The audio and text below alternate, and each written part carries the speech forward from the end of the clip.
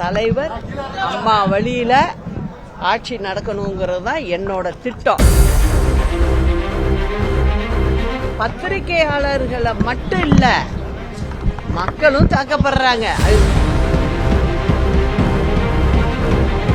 என்னால என்ன, நான் 39 வருஷ அனுபவத்துல என்னால என்ன செய்யணுமோ அதை செய்வேன்.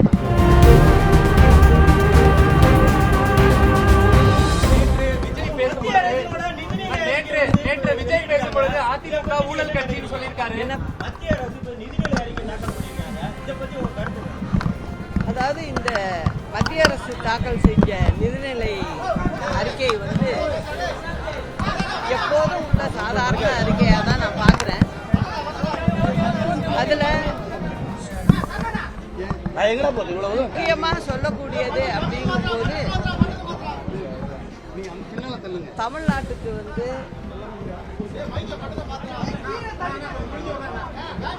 எதுவும் பெருசா ஒன்றும் தனியா ஒன்றும் சொல்ல. பொதுவா அவங்க சொல்லியிருக்கிறது பெண்களுக்கு, அதாவது பணிபுரியும் பெண்களுக்கான தங்கும் விடுதிகள் நாடு முழுவதும் செய்யப்படும் சொல்லியிருக்காங்க. அது ஏற்கனவே நம்ம தமிழ்நாட்டை பொறுத்த வரைக்கும் 2013 ஆண்டு அம்மாவுடைய ஆட்சியில் வேலை செய்யும் பெண்களுக்காக அதிக இடங்களில் தங்கும் விடுதிகள் அம்மா ஏற்கனவே செஞ்சிருக்காங்க. 2013 23,83,00,000 ரூபாய் செலவில் நிறைய இடங்கள்ல அம்மா செஞ்சிருந்த திட்டம் தான் இது. ஆனால் இப்போ மத்திய அரசு சொல்லியிருக்கு நாடு முழுவதும், அதாவது இந்தியா முழுவதும் இந்த பணியை நாங்கள் செய்வோம்னு சொல்லியிருக்காங்க. அது வரவேற்கத்தக்கது தான்.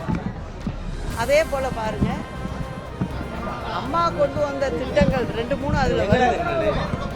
அதாவது மாடு, ஆடு, கோழி இதுக்கெல்லாம் மானியத்தோட கடனுதவி எல்லாம் கொடுக்கப்படும் அப்படின்னு சொல்லியிருக்காங்க. அதுவும் வரவேற்கத்தக்கது தான்.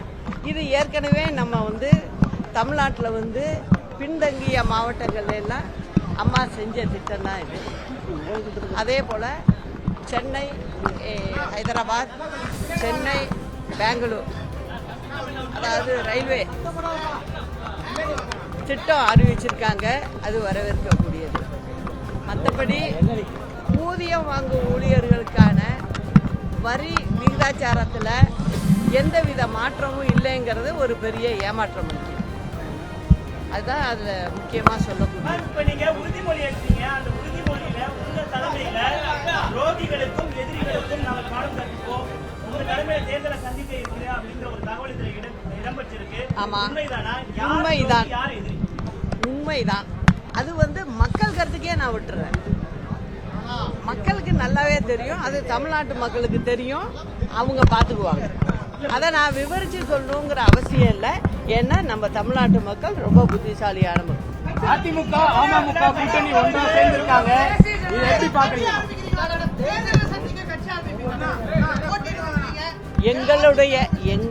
என்னுடைய புரட்சி தலைவர் மற்றும் புரட்சி தலைவி அம்மாவின் தொண்டர்கள் களத்தில் இருப்பார்கள் அப்படிங்கிறத நான் சொல்லிக்கிறேன். எப்படி என்னங்கிறத நீங்க விரைவில் தெரிஞ்சுக்கணும்.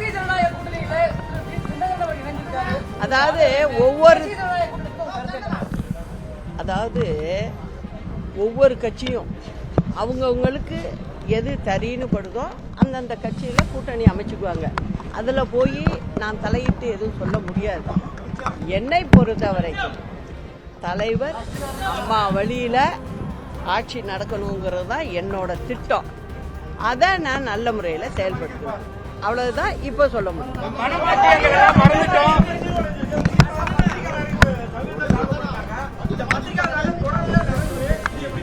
அதாவது பத்திரிகையாளர்களை மட்டும் இல்ல, மக்களும் தாக்கப்படுறாங்க. அதுதான் உண்மை. இந்த திமுக ஆட்சியில் ஒன்று சொல்லிக்கிறேன். கிருஷ்ணராயபுரத்தில் சமீபத்தில் ஒரு கல்குவாரி, அது அனுமதி இல்லாமல் கல்குவாரி அங்கே நடத்தப்படுது. அதுக்கு கிருஷ்ணராயபுரம் தொகுதி எம்எல்ஏ வந்து முக்கிய ஆளா இருக்காரு.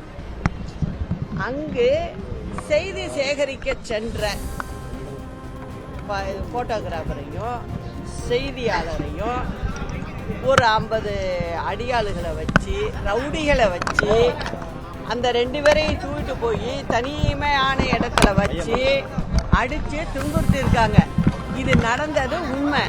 ஆனா இதுல திமுக காரவங்களே சம்பந்தப்பட்டிருக்கிறதுனால இந்த விசாரணை எப்படி போகும்னு எனக்கு தெரியல. உண்மையா அங்க உள்ள காவல்துறையினர் அரசாங்கம் இருக்கும், நாளைக்கு மாறும். ஆனால் நடந்த நிகழ்வுக்கு அவர்கள் தக்க இடத்துல பதில் சொல்ல வேண்டிய ஒரு நிர்பந்தம் கூடிய விரைவில் ஏற்படும். அதனால் அதில் உண்மையாக சம்பந்தப்பட்டவங்க மேலே நடவடிக்கை எடுக்கணும்னு கேட்டுக்கிறேன். அதே போல் பார்த்தீங்கன்னா இங்கே நந்தனத்தில் கலைக்கல்லூரியில் ஒரு இது கேண்டீன் இருக்குது. அந்த கேண்டீன் வந்து திமுக காரவங்களுக்கு லீஸ்க்கு கொடுத்துருக்காங்க. அந்த கேண்டீனில் வேலை செஞ்ச வந்த ஒரு பெண்ணை வந்து கற்பழிப்புக்கு உள்ளாயிருக்கு. அதுக்கும் திமுக காரவங்க தான் சம்பந்தங்கிறது நல்ல வெட்ட வெளிச்சமாக தெரியுது. அதுக்கும் தகுந்த நடவடிக்கை எடுக்கணும். சும்மா பூசி முழுவுனீங்கன்னா இது வந்து அடுத்து வரப்போகிற அரசாங்கம் உங்களை சும்மா விடாது. இது மட்டும் இல்லை, தமிழ்நாட்டில் எல்லா இடத்துலையும் லா அண்ட் ஆர்டர் ரொம்ப மோசமாக இருக்குது. இதுக்கு திமுக காரவங்க பதில் சொல்லி ஆகணும். அதே போல் இன்னொன்னையும் சொல்லிக்கிறேன். கிட்டத்தட்ட 5 முறை முதலமைச்சர் வந்து வெளிநாடு சுற்றுப்பயணம் பண்ணியிருக்காரு. 7 கண்ட்ரிகளுக்கு போயிருக்கிறார். 7 நாடுகளுக்கு போயிருக்காரு. போய் என்னாச்சு, இங்கே வந்து கம்பெனிகள் உருவாச்சா? அப்போ என்ன சொன்னார், 33 லட்சம் பேருக்கு உடனடியாக வேலை கிடைக்கும்னாரு. வந்து 5வது வருஷம் தேர்தலையும் சந்திக்க போகிறோம். எங்கே மாவட்ட வாரியாக சொல்லுங்கள், எவ்வளோ லட்சம் பேருக்கு நீங்கள் வேலை வாங்கி கொடுத்துருக்கேங்கிறத கொஞ்சம் வெளிப்படுத்துனீங்கன்னா நல்லா இருக்குங்கிறதையும் நான் மக்கள் சார்பாக கேட்டுக்கிறேன். தலைவர் அஇஅதிமுகவை ஊழல் கட்சி என்றும் ரொம்ப கடுமையாக விமர்சிச்சிருக்காரு. உங்க கருத்து என்ன? தம்பி, நான் ஒன்றே ஒன்று சொல்கிறேன் உங்களுக்கு. அதாவது ஒவ்வொருத்தங்களுக்கும் ஒரு எண்ணம் இருக்கு. ஒன்றே ஒன்று சொல்கிறேன். அம்மா இருந்தபோது எப்படி இந்த அரசாங்கம் இருந்துச்சு நான் சொல்லணும்னு அவசியம் இல்லை. ஒவ்வொரு வீட்லேயும் ஒவ்வொரு குடும்பத்தாரையும் நீங்கள் போய் கேளுங்க, மனசில் தொட்டு கேளுங்க. அங்கே அப்போ ஆட்சி எப்படி இருந்ததுன்னு சொல்லியிருப்பாங்க. அதனால நீங்கள் வந்து அதனால தான் நான் திரும்ப சொல்கிறேன், அம்மா ஆட்சின்னு சொல்கிறதுக்கு காரணமே அதான். நான் இப்பயும் சொல்கிறேன், அம்மா வழியில், புரட்சி தலைவர் வழியில் மக்களாட்சியை கொண்டு வர்றதுக்கு என்னால் நான் 39 வருஷ அனுபவத்தில் என்னால் என்ன செய்யணுமோ அதை செய்வேன். இந்த திமுக அரசாங்கத்தை விரட்டி அடிப்போங்கிறதையும் சொல்லுவேன்.